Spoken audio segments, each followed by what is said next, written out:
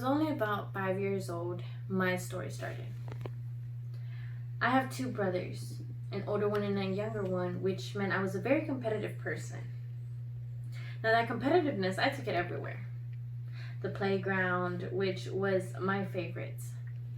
I tried to show people off at the monkey bars because I believed that I was better. And of course, at the time, I had more guy friends than girlfriends. And I believed that I could do it better because I could do it the fastest, the longest, forward, backwards, sideways, upside down, almost any way that you can imagine I could do it. But one day when I was showing off my skills, I fell. I had a little incident, nothing too big, just a couple bruises and scratches, nothing that a couple bandages couldn't fix. As those small bruises that would heal in just a matter of days, well, it ended up changing my entire life. When the biggest scratch that I got started healing, little small specks of white started to show up. At first, as a 5-year-old, I paid no attention to it. I had no care for it. It was insignificant. But unfortunately, the white spots began to grow and spread. And as they began to grow and spread, my anger, my frustration got worse. Because why me? Why was I the one getting this? Why was I the one going through this? I didn't know anybody else. Everyone around me would get hurt, and nobody would get white skin. This only led to multiple medical procedures and a misdiagnosis. My first diagnosis was that I would eventually lose the ability in my legs, which was super scary to hear as a 5-year-old, as a kid who loved to run and do everything as any other kid would. Fortunately, soon I would know that my true diagnosis was actually vitiligo. As many people know, vitiligo is a disease that occurs when the skin does not produce enough chemicals to give the same color as the rest of the body. So that means that patches of white skin begin to appear in different areas of the body, and it's different for everybody. For me, it began on my leg, and it spread, and it mostly stayed on my leg. But a couple years later, about when I was 7 years old, I got a white spot on my head. And the only way I was able to notice it was because my hair started to grow white. And that's when the name calling just got worse and the pointing. I was called things like grandma and old lady and stuff like that, which I tried to pretend like it wasn't a big deal. Like it was irrelevant because it's what kids do. We tease each other. But unfortunately for me, it was harder because it wasn't normal for a girl like me to get all this stuff. See, I would dye my hair almost every month for the past 10 years.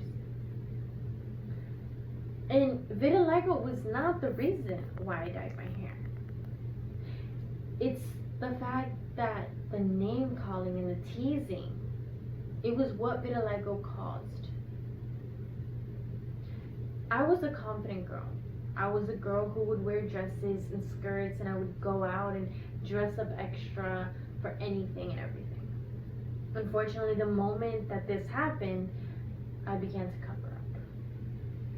I began to go towards anything that meant I did not have to show my leg. The fear, the anxiety of having people look at me like I was some weird alien. I was only a kid when all of this started happening. It was a drastic change in my life. Multiple people believe that vitiligo is just a social stigma where it's just a physical appearance. It's just something that changes your appearance. It's not a big deal. It doesn't affect the way I think. It doesn't affect the way I do things. But it does affect the way I feel. My confidence, my personality, all of that changed because all these little small spots caused a whole mental thing.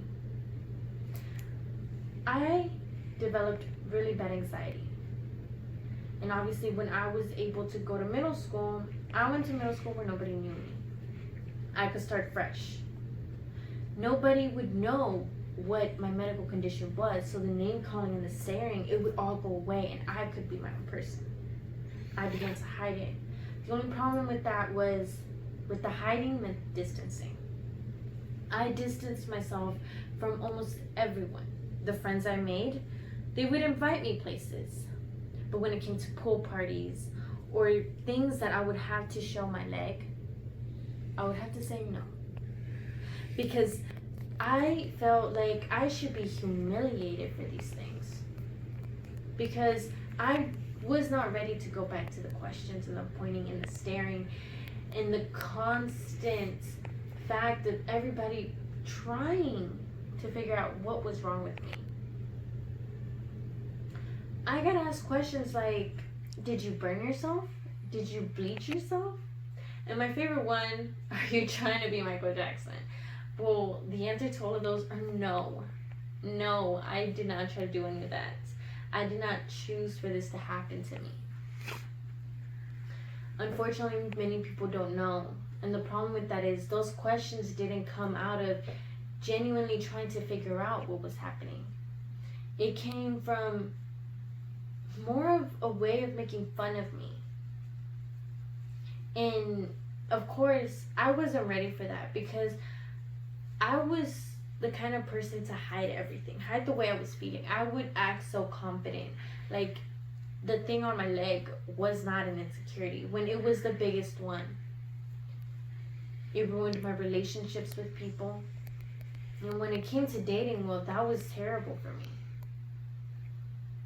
So as I go on in life, and I'm finally closing up this chapter in high school, I realized that it is time to talk about the truth.